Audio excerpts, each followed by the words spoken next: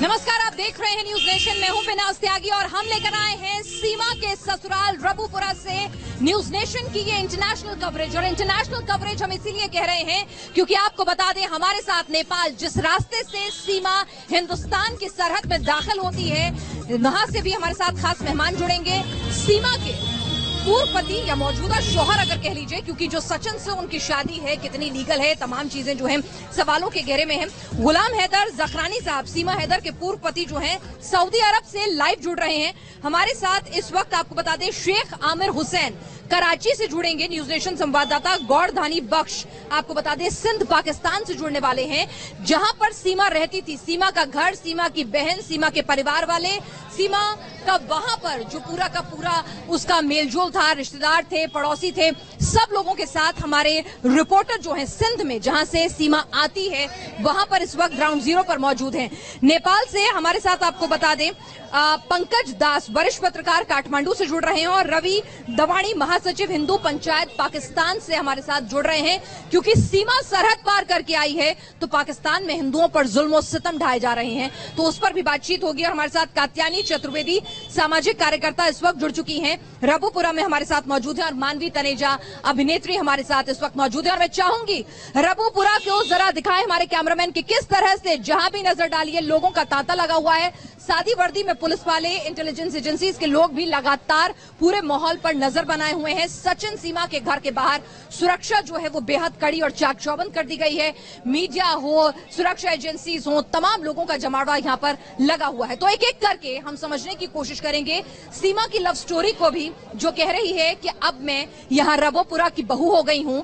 मीणा समाज ने भी पंचायत कर कहा है कि यह हमारी बहू है, इसे हम तहे दिल से स्वीकार करते हैं और अब सीमा की हिफाजत हमारा धर्म है।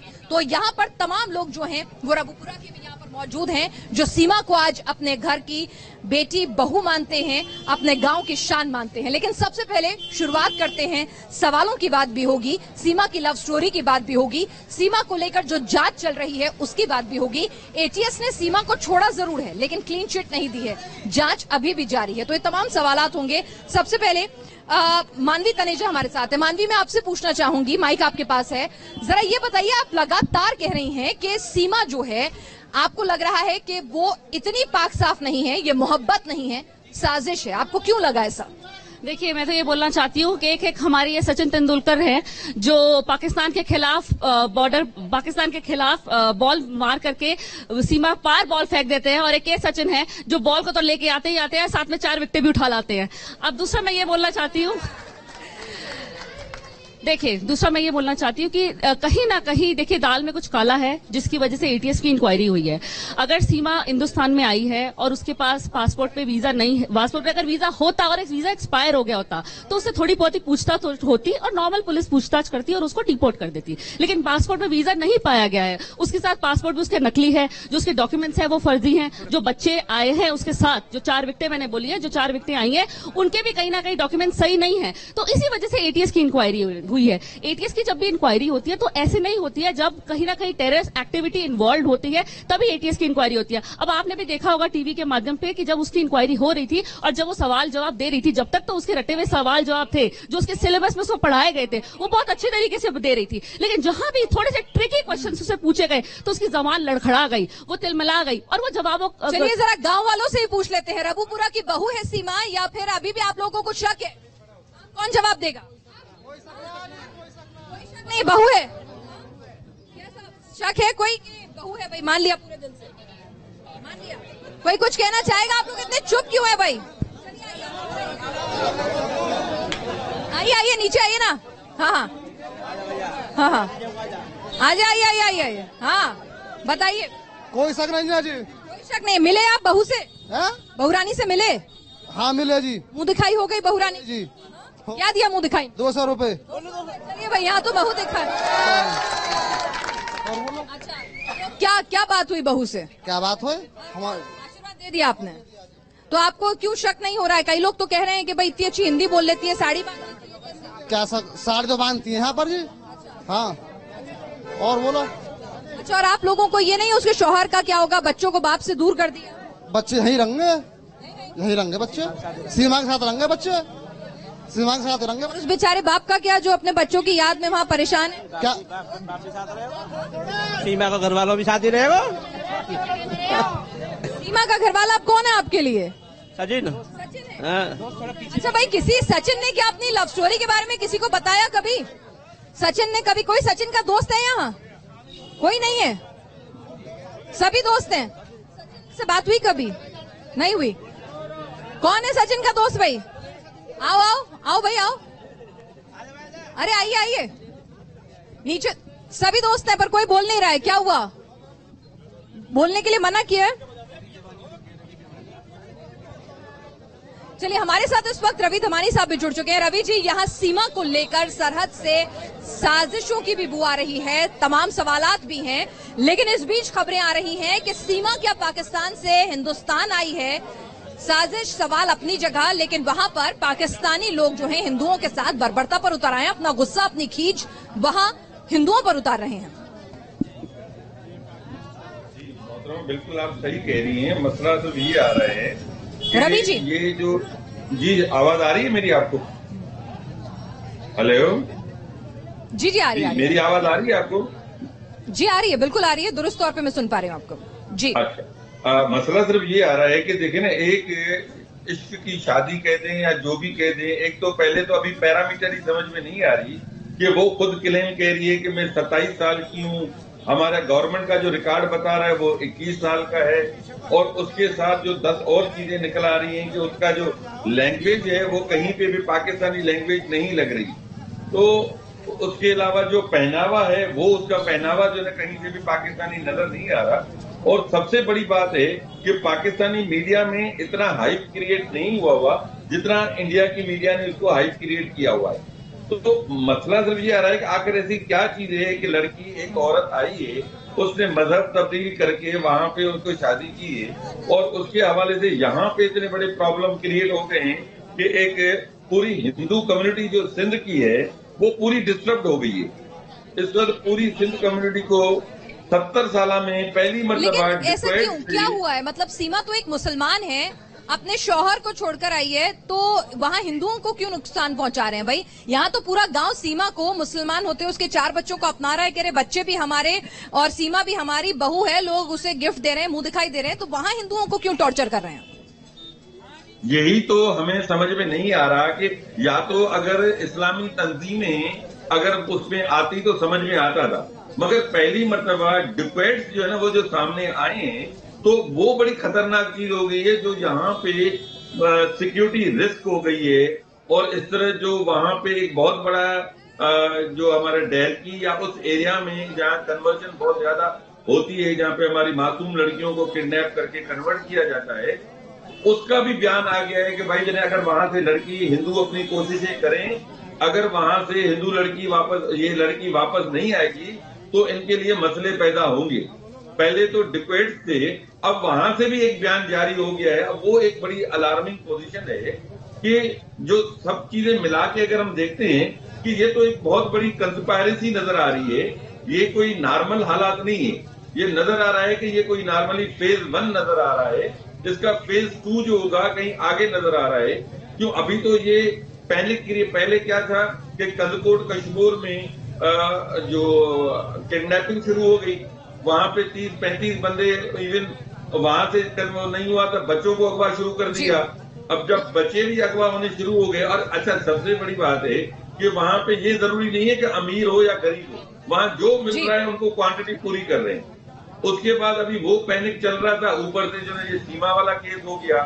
सीमा वाले केस में फिर अचानक डिबेट सामने आ गए। अब डिबेट सामने आ गए तो एक पूरा जो माहौल को अगर आप गौर से देखेंगी तो एक नई कंस्पायरेसी जन्म दे रही है, एक नया प्रॉब्लम नजर आ रहा है। क्योंकि इस दरमियान में तकरीबन 200 से 250 फैमिलीज जो है जैकाबाद से माइग्रेट हो चुकी हैं। कंदकोट कश्मीर से 40-50 फैमिली, 60 फैमिली वहां से माइग्रेट हो गई हैं। तो सीमा की स्टोरी वहां पाकिस्तान में इतनी सीधी नजर नहीं आ रही, और उसका खमियाजा वहां मौजूद हिंदुओं को भी भुगतना पड़ रहा है, तो वहां पर सीमा की जो थ्योरी है वो इतनी आसान नजर नहीं आ रही है। वहां के मौजूद पाकिस्तानी हिंदुओं को भी इसका खामियाजा भुगतना पड़ रहा है। जरा लोगों से आपसे भी बात करना चाहूंगी मैं।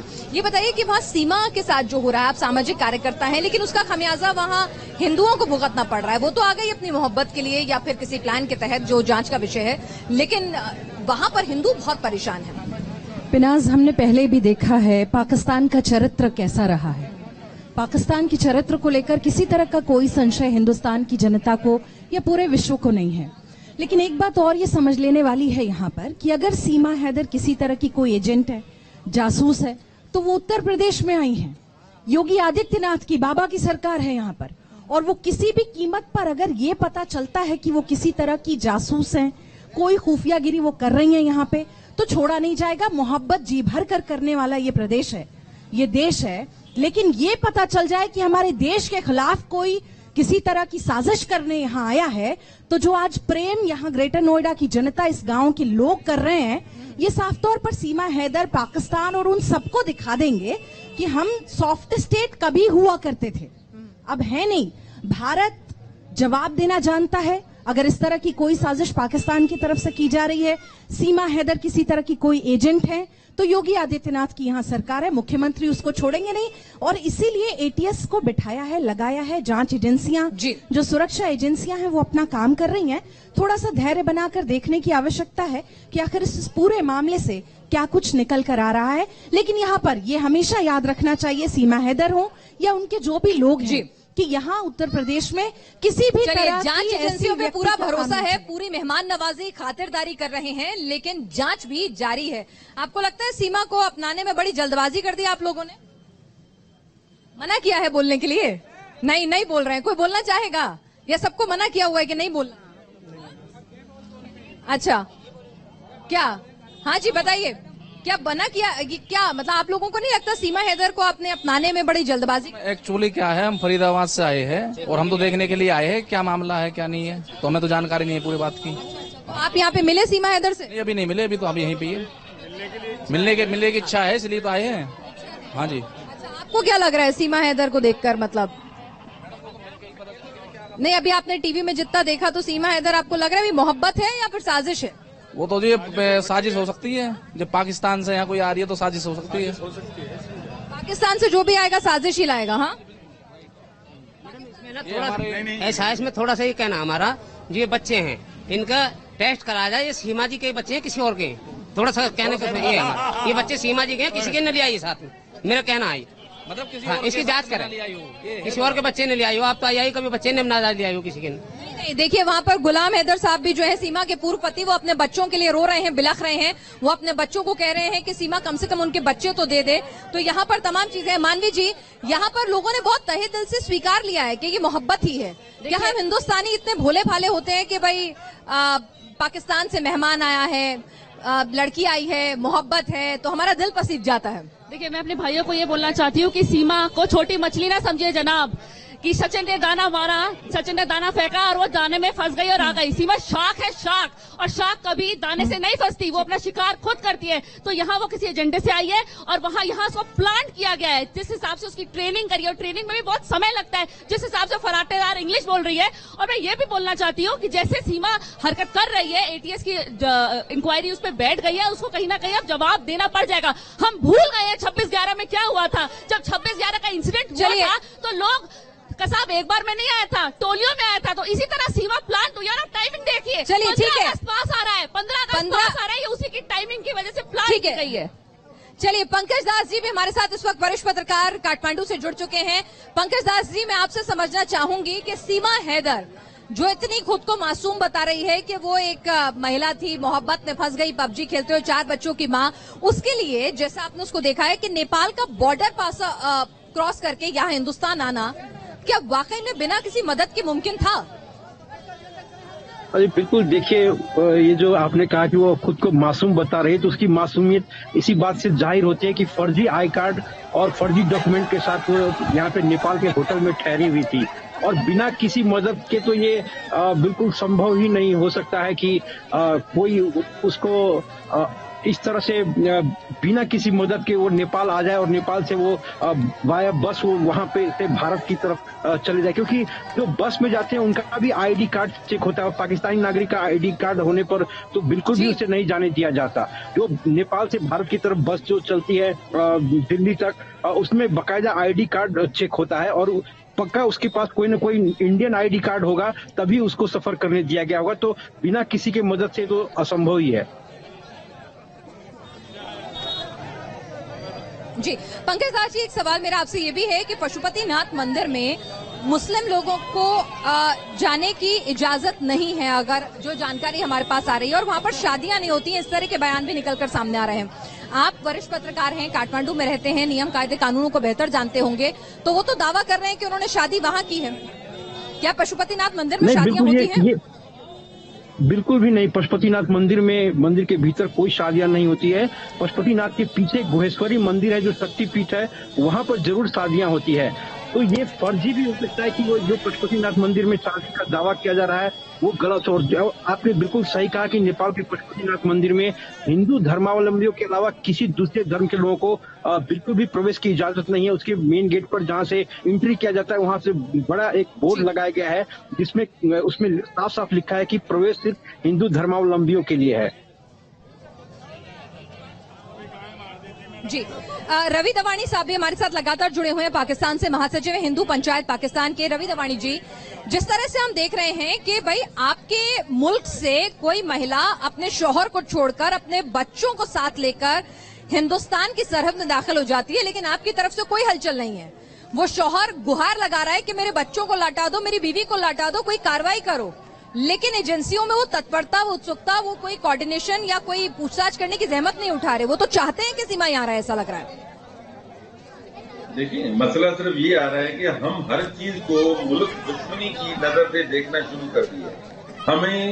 हमें जो देखिए ना, पूरा जो पेज होता है, एक सफेद पेज होता है, वहां पे एक काला टुक्का होता है ना, काला एक टुक्का लगा दें तो सफेद कोई नहीं देखेगा, सिर्फ काला टुक्का देखेगा।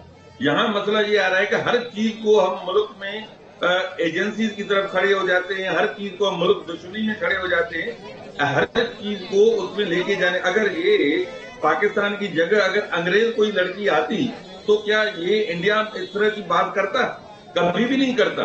तब मसला ये है कि ये सिर्फ एक इंडियन लड़की, एक बालिग लड़की है, अगर उसने शादी करके वहां आई है, मजहब चेंज किया है, पाकिस्तान के डिक्टेट मार्केट में आ गए हैं, आपकी पूरी पब्लिक उनको ये कह रही है कि अजमल कसाब के साथ मिला रहे हैं, उसके साथ मिला रहे हैं। तो हर चीज को, हर नैरेटिव को आप ये इस तरीके से ना देखें कि हर चीज को मुल्क दुश्मनी में ISI का एजेंट है, वो कहीं राह का एजेंट है। हर बंदा हर चीज को कहीं कॉमन सेंस में, कॉमन एक लोगों को थोड़ा पॉजिटिविटी भी दिखानी चाहिए। हर चीज में नेगेटिविटी ढूंढने के लिए हम जो तैयार खड़े हैं।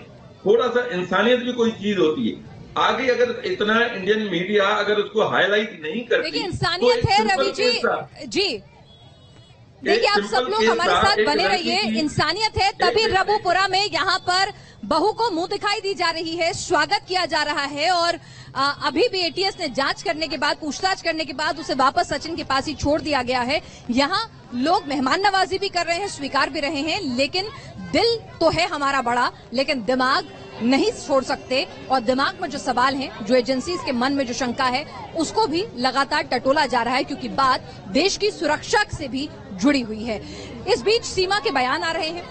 ATS ने सवाल जवाब करके सीमा को वापस सचिन के पास छोड़ दिया है। इस पूरे घटनाक्रम में अभी क्या कुछ अपडेट हुआ है, एक रिपोर्ट देख लेते हैं, फिर अपने तमाम खास मेहमानों के साथ चर्चा करेंगे।